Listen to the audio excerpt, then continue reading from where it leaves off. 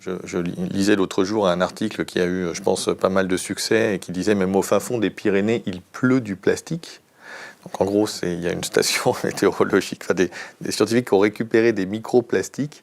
Il en tombe 365 par jour et par mètre carré au fin fond des Pyrénées. Voilà.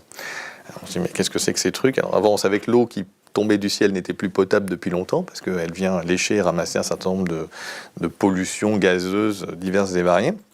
Mais maintenant, elle vient aussi ramasser des microparticules de plastique. Alors, d'où viennent ces microparticules de plastique? C'est pas les méchants cotons-tiges que la Commission européenne a décidé d'interdire. Bravo pour ce premier acte courageux, si je puis dire. Ça vient en fait notamment de l'usure des pneus de voitures, de la poussière des villes, de l'érosion du monde, de l'usure de tous les objets qu'on utilise et qui en fait créent des microplastiques. C'est-à-dire que même s'il y en avait une voiture dite propre, même si son énergie était propre, même si sa fabrication était propre, même si la gestion des déchets était propre, rien que rouler, c'est 1/3 des microplastiques primaires qui finissent dans l'océan chaque année. Donc la largeur de votre pneu détermine le taux de pollution océanique que vous créez. Dans ce nouveau monde que vous appelez de vos voeux, vous développez aussi la partie de lutte contre la délocalisation, donc la relocalisation. D'ailleurs, votre livre s'ouvre sur une introduction dont le titre est « La folle valse des crevettes ». Pourquoi? Quelle saison ces crevettes? Alors, je ne sais pas si c'est encore vrai. Depuis, j'avais trouvé des trucs encore plus horribles. Bon, les crevettes, c'était les fameuses crevettes... je pense que c'est encore le cas, qui est pêché plutôt en Europe du Nord et qui sont décortiquées au Maroc, en l'occurrence, et qui remontent pour avoir des crevettes qui sont déjà décortiquées, vendues dans les rayons qui vont bien ou pour les restaurants, etc. Il y a effectivement des systèmes de transport extrêmement efficaces qui ont beaucoup gagné en productivité eux aussi, parce qu'on a fait des bateaux de plus en plus grands, parce qu'on a fait des avions qui consommaient moins, donc on peut faire venir de plus en plus de choses en avion, parce qu'on a des camions qui ont été de mieux en mieux remplis à travers aussi des outils tout simplement de partage numérique pour faire en sorte que le camion qui fait un point A, un point B puisse revenir rempli avec autre chose. Et donc tout ça a contribué à un prix du transport extrêmement faible.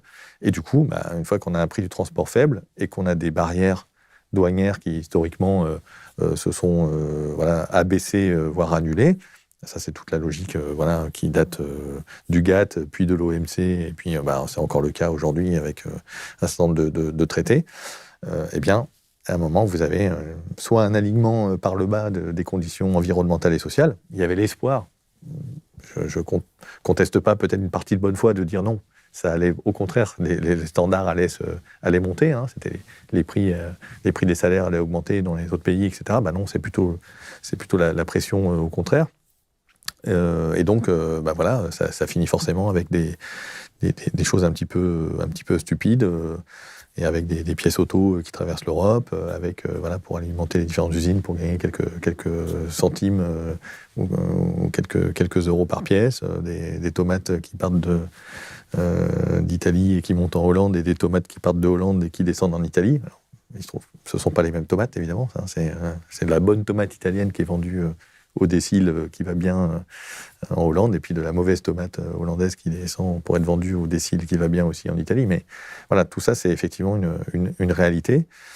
Et que je pense d'ailleurs, c'était là pour le coup aussi en 2014, c'était peut-être un peu disruptif comme la sobriété et le pull au vert, mais maintenant même la Commission européenne est pour, et le reconnaît, c'est de dire il faut, si on veut faire une transition, dans lequel on va donner un prix au carbone réellement, donner un prix aux ressources éventuellement, il faut que soit tout le monde joue les règles du jeu, ce qui n'est pas possible, soit on a des mécanismes d'ajustement aux frontières. Dans d'autres temps, on aurait appelé ça barrière douanière, mais ça fait pas très... Mais c'est quand même à peu près l'idée. Et donc, elle est imparfaite, elle va arriver dans quelques années, mais il faut encore qu'elle soit votée par les États, donc il va y avoir quelques grandes manœuvres qui se promènent, mais c'est ça l'idée, c'est que sinon, effectivement, tout se mondialise et plutôt avec des conditions qui s'harmonisent par le bas. Le secteur de la construction, c'est un poids lourd climatique, hein, c'est clair, par les matériaux qu'il embarque. Alors, l'essentiel des granulats, du sable, c'est pour le bâtiment et les infrastructures, travaux publics, VRD, etc. On a deux bons gros matériaux qui sont le ciment et l'acier, tous les deux très émetteurs de gaz à effet de serre. Si le ciment était un pays, ça serait le troisième pays après la Chine et les États-Unis en termes d'émissions de CO2. S'ils étaient à la COP 21, voilà, il serait troisième. Il serait représenté. Voilà, et il serait troisième. 7%, c'est ça, ouais, à peu près 7%. Et il serait troisième ex aequo avec l'acier, qui lui est aussi un émetteur. Dans les deux cas, en fait, on a une émission de CO2 quelque part par la nature même du process industriel, c'est-à-dire que en fait, pour faire du clinker, donc qui est composant essentiel du ciment, à côté de l'argile et deux, trois autres petites poules de perlimpinpin, on part du carbonate de calcium, le calcaire. Donc, et on va libérer, on va chauffer et on va libérer un CO2, donc une molécule de CO2. Donc c'est vraiment pas la nature même fait qu'on rejette un CO2. Pour l'acier, c'est un peu différent. On est plutôt, on doit réduire le minerai de fer, donc un oxyde de fer, et on va donc utiliser du coke de charbon. Donc en gros, pour faire simple, du carbone pur ou presque, qui va accrocher un oxygène, et donc ça va aussi faire une émission de CO2. Donc à cause de cette nature complètement chimique en fait du truc, ça fait deux gros émetteurs de gaz à effet de serre. On pourrait rajouter d'autres matériaux énergivores que peuvent être l'aluminium, que peuvent être le verre. Alors la différence, c'est que l'aluminium, ça sert pas que dans le bâtiment. L'acier non plus. Ça sert aussi beaucoup dans le domaine du transport. Le verre, il y a aussi d'autres applications, évidemment, tout ce qui est emballage, etc. Par contre, effectivement, le ciment, pour le coup, lui, il va à peu près...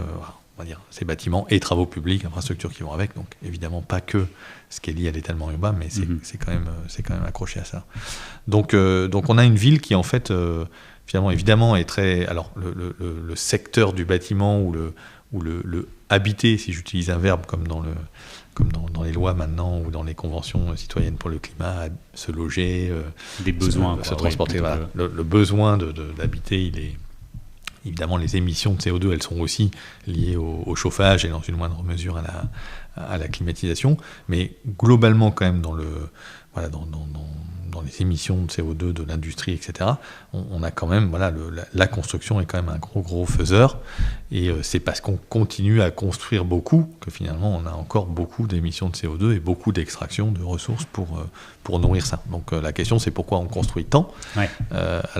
C'est là qu'on entre dans un débat un peu incroyable, enfin pas incroyable d'ailleurs, mais en fait, aujourd'hui, on construit à peu près 350 000 logements par an en France, pour donner un ordre de grandeur. Bon, ça varie légèrement, évidemment, d'une année sur l'autre, un peu selon les différents dispositifs fiscaux, éventuellement, ou autres, et ces 350 000 logements, ils correspondent à peu près à 180 000 personnes de plus sur le territoire, qui sont le solde des gens qui partent en expat, de ceux qui arrivent, des naissances, des morts. Voilà, ça fait à peu près...